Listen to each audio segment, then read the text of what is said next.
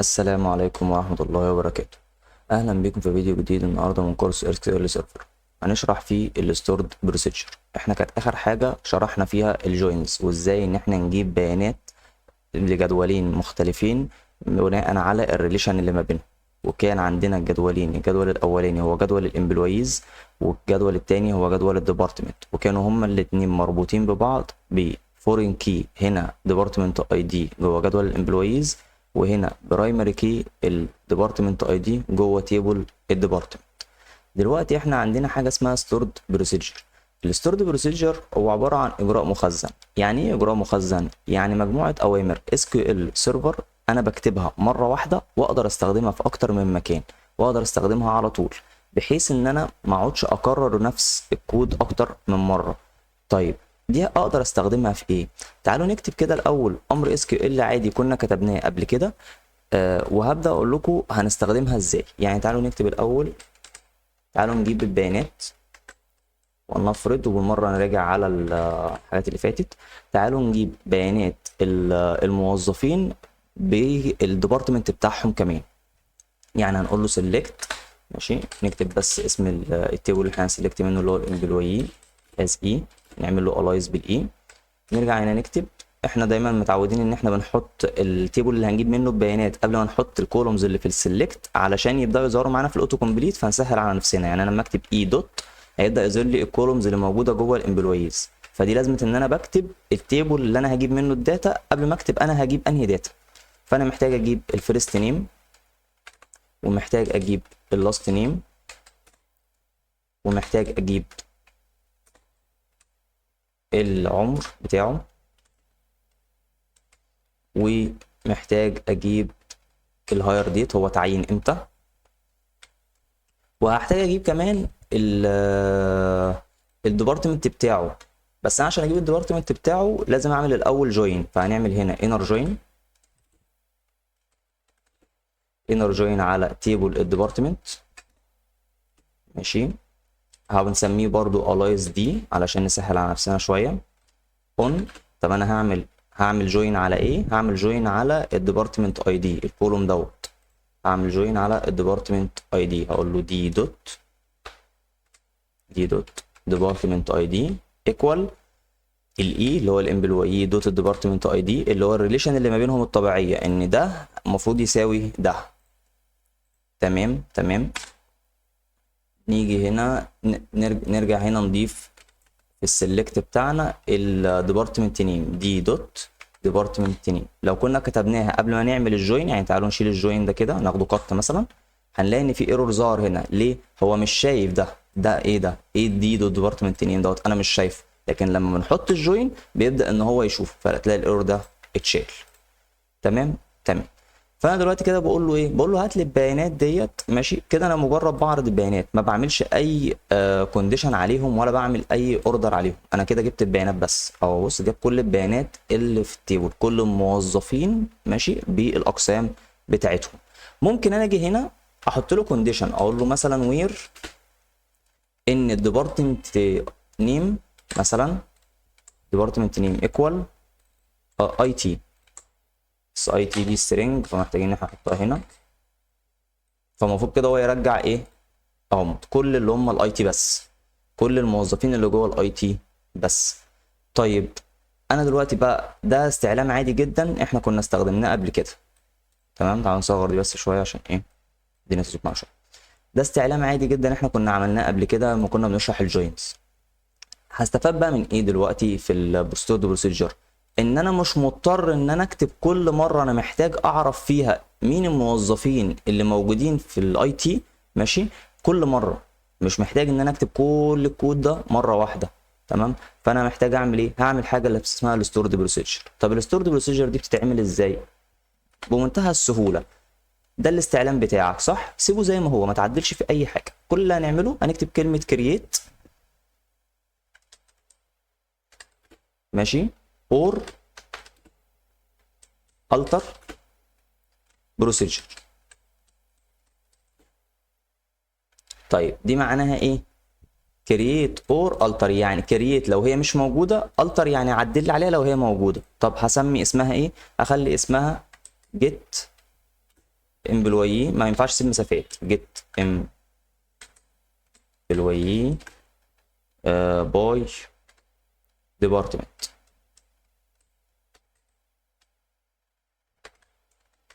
تمام، هات لي الامبلويي بالقسم. طيب بعديها على طول اوتوماتيك بعمل حاجه اسمها از بيجن، وفي اخر الاستعلام بتاعي بكتب انت سيمي كولون. كده انا عملت الستورد بروسيجر بتاعتي، كتبت الكود بتاعها. تمام، يبقى تاني انا دلوقتي هشيل لكم ده. تعالوا ناخد ده قط. الستورد بروسيجر بتعمل ازاي؟ كرييت بروسيجر، اسم البروسيجر بتاعي ايا كان عايز اسميها ايه، بعد كده از بيجن واند، واحط ما بين البيجن وما بين الاند الاستعلام بتاعي، الكود الاس كيو ال بتاعي اللي انا عايز اعمله. تمام. طب هو هنا جايب ايرور علشان احنا كان في كود هنا احنا كاتبينه، يعني احنا لو عملنا كومنت للكود دوت المفروض ان هو هيشيل.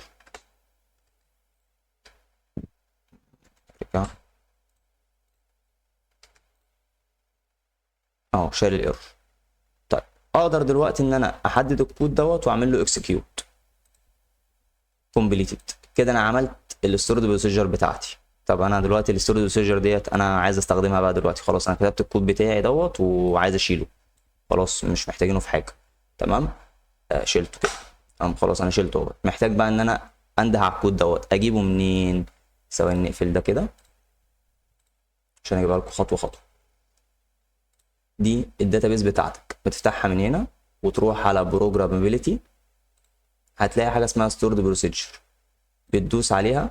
تمام، تعالوا نعمل ريفرش عشان يجيبها اهوت. عمل ريفرش اهوت. دي الستورد بروسيجر بتاعتي.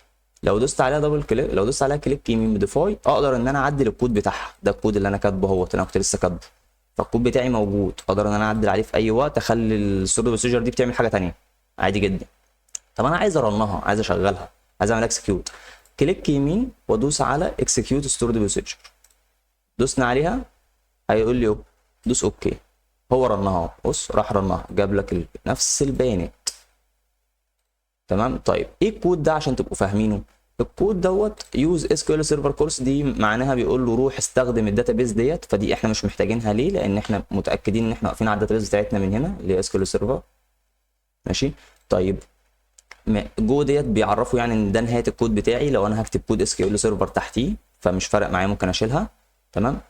سيلكت ريتيرن فاليو ديت عشان يرجع لي الجدول اللي تحت دوت. تمام، ان في قيمه راجعه لي غلط مثلا او كده، فلا مش محتاجه، ممكن اشيله. تمام، ورن دول بس.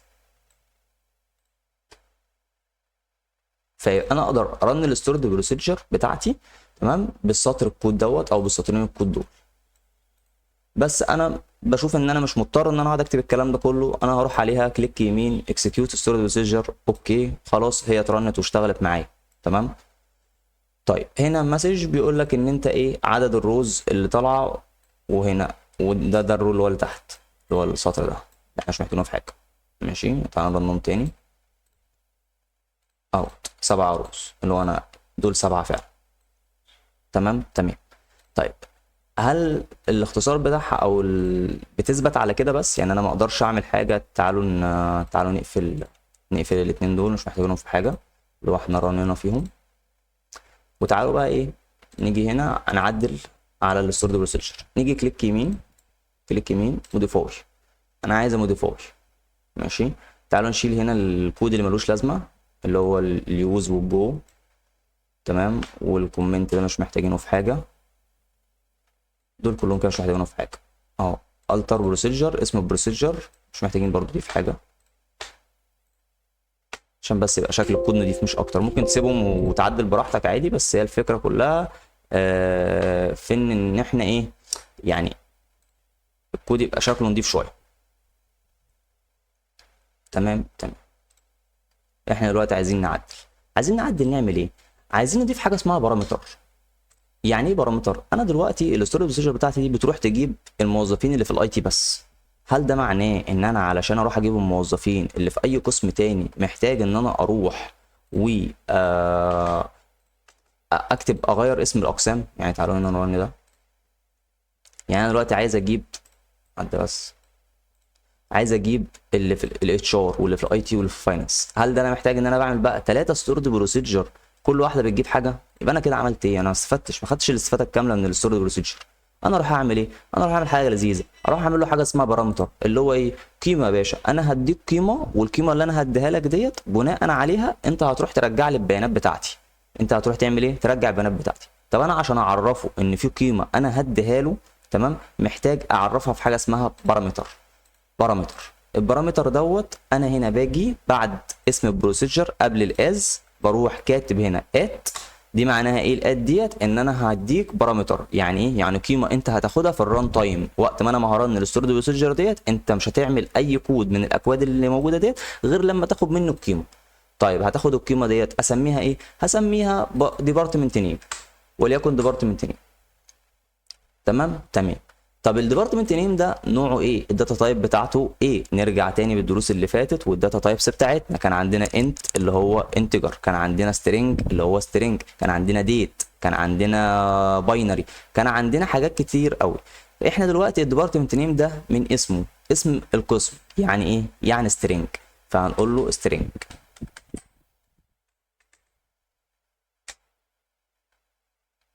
هو ماله فيه اجابه غلط ليه؟ طب تعالوا نقول ان احنا نسينا، احنا عاملين النوع ده ايه. نروح على الديبارتمنت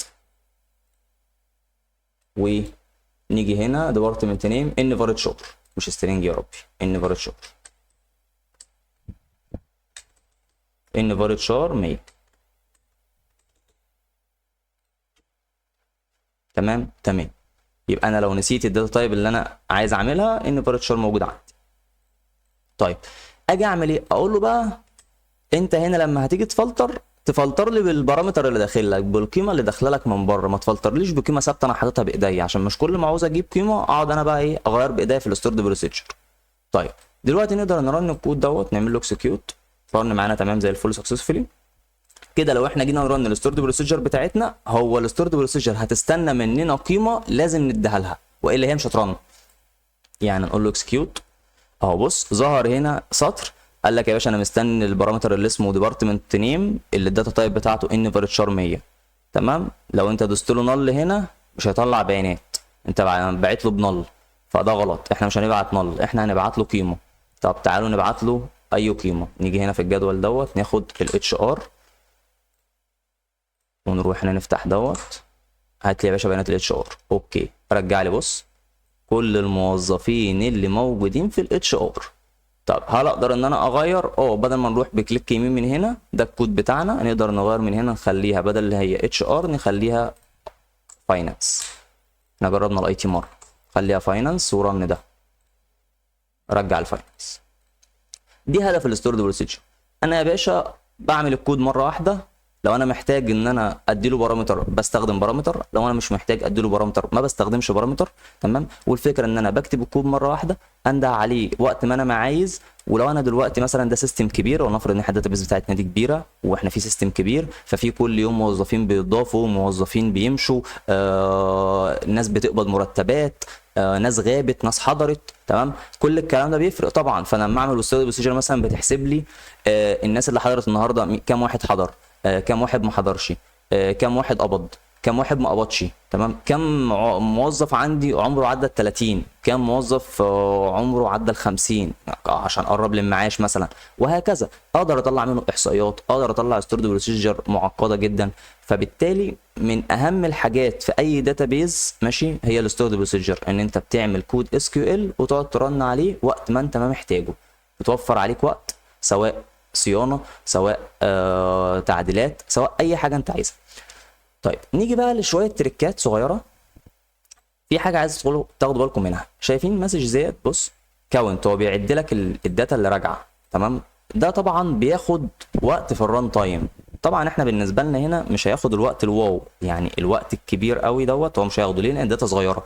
بس الداتا دي لما هتكبر هيحصل ايه؟ هيحصل بلاوي. هتلاقي ان هو عشان يجيب لك بيانات الموظفين اللي موجودين هنا هتلاقي ان الدنيا تقلت معاك. فدي بتاخد جزء من السي بي يو، بتاخد جزء من البروسيسور والرامات، فبالتالي لازم تتشيل. طب بنشيلها ازاي؟ بنروح على الستورد بروسيجر ماشي، وبنيجي بعد بيجن هنا بنكتب جمله ثابته جدا ماشي اسمها set. بنقول له set no count اون. يعني ايه؟ يعني ما تعدليش النتائج اللي راجعه، انا مش محتاج اعرف هما كام نتيجه راجعه، الا لو انت فعلا محتاج في الستوري بروسيجر دي تعرف كام نتيجه راجعه. بس هو في الطبيعه او في معظم الستوري بروسيجرز انت مش هتحتاج تعرف هما كام نتيجه راجعه. فبالتالي انا عملت هنا ايه؟ السيت نو كاونت اون. طيب اقدر ان انا اروح مرنها تاني اكسكيوت كده، اتعمل لها التر. تمام. اقدر اجي هنا ارن الكود دوت كنترول ايه اكسكيوت. ماشي. بص، وان رو افكت بتاع ايه اصلا؟ وان رو افكت دوت بتاع الجدول اللي تحت ده، اللي هو انا اصلا مش محتاجه، ان هو سطر بيتكتب اوتوماتيك في الرن، عشان انا برن بالكليك يمين من هنا، مش برن بالكوماند لاين من هنا. لو انا جيت هنا في المسج دوس ما بقاش فيه عرض لك رساله سكسسفولي نجحت، ما عدلكش النتائج اللي طالعه. فبالتالي طبعا افرض انت راجع لك 1000 ناتج، راجع لك 2000 ناتج، يقعد يعد. فطبعا العد دوت لو كل ما كان السيرفر بتاعك او البروسيسور بتاعك والرامات امكانياتهم عاليه، فالموضوع مش هيفرق معاك. لكن لو انت الداتا كبرت زياده عن اللزوم، مهما كانت البروسيسور بتاعك قوي، مهما كانت الرامات بتاعتك كبيره، هيبدا ياخد منك وهيسحب منك وهتحس بفرق برفورمانس. وده اللي بيفرق واحد بيكتب كود اس كيو ال عادي وبيكتب كود اس كيو ال باحتراف. بمعنى ايه؟ انا يا فرحتي كتبت سيلكت كذا فروم كذا وطلعت الناتج. هو مش اهم حاجه ان النتيجه طالعه صح، هو اهم حاجه ان النتيجه طالعه صح في وقت قياسي او في الوقت الصح، في الوقت المتوقع ان هي تطلع فيه. لان انت كل ما الداتا ما هتكبر، انت مش هيقابلك اي مشاكل في مرحله التعلم. طول ما انت بتتعلم مش هيقابلك اي مشاكل، الا المشاكل بتاعت الايرورز، لو انت نسيت حرف، نسيت كلمه، الكلام ده كله. لكن في الداتا الفعليه، انت كل سطر بتكتبه هنا مهم جدا وبيفرق جدا في البرفورمانس، وهيفرق جدا في مكانتك في الشركه. انت دلوقتي واحد بيطلع استعلام بياخد له مثلا نص دقيقه، والتاني بيطلع استعلام بياخد دقيقه. هتقول لي يعني نص دقيقه ده بيفرق؟ هو احنا شغالين في جوجل؟ مش شغالين في جوجل، بس الداتا كل ما بتكبر النص دقيقه مش هتبقى نص دقيقه، هتبقى دقيقتين ثلاثه، فهتلاقي السيستم بيهنج وممكن السيستم يقع منك. فبالتالي طبعا هتبان ساعتها ان انت كاتب كود وحش. ولما يجي حد يعني انا اسف بسطر كود واحد زي دوت يروح مخلي الستورد بروسيجر بتاعتك او الكود اللي انت كاتبه يشتغل في وقت حلو جدا بمجرد انه كتب سطر واحد، فطبعا هيتبص ان انت بتكسل، انت مكسل تكتب السطر دوت لما كنت كتبته. فاستاذنكم يعني ان احنا نهتم بالتفاصيل الصغيره ديت، واي معلومه تفصيليه انا بقولها لان بيبقى عن تجربه. يعني انت لما بتقعد تبص على الاكواد، انا لما بقعد ابص على كود يا فرحتي ان الكود شغال، بس الفكره انه بيطول بس. وهنا نبقى خلاص وصلنا لنهايه الفيديو بتاعنا، ان احنا خلاص شرحنا الستورد بروسيجر، ودي كانت من اهم الحاجات اللي بتفرق معانا. المفروض ان احنا كده فاضل فيديو باذن الله او فيديوهين هنجمع فيهم شويه داتا بسيطه. دي تفنيش، يعني احنا كده خلاص انت البيزكس كلها معاك، انت تقدر الحاجات اللي انا ما شرحتهاش ديت تقدر ان انت مع نفسك تذاكرها.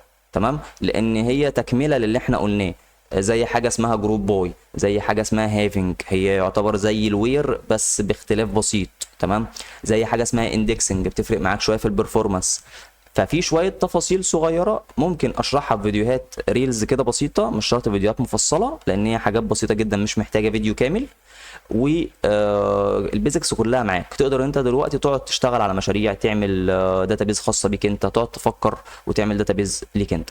ولو عايزين ان انا اعمل لكم فيديو كامل ان احنا نعمل داتابيز لسيستم معين، مثلا نفرض سيستم مطعم، سيستم كاشير، سيستم اداره سناتر، سيستم بيع متجر الكتروني مثلا، ايا كانت نوع الداتابيز اللي انتوا عايزينها اكتبوا لي في الكومنتات، وباذن الله انزل لكم فيديو مفصل ليها نعمل الداتابيز دي كلها من A to Z. شكرا لكم.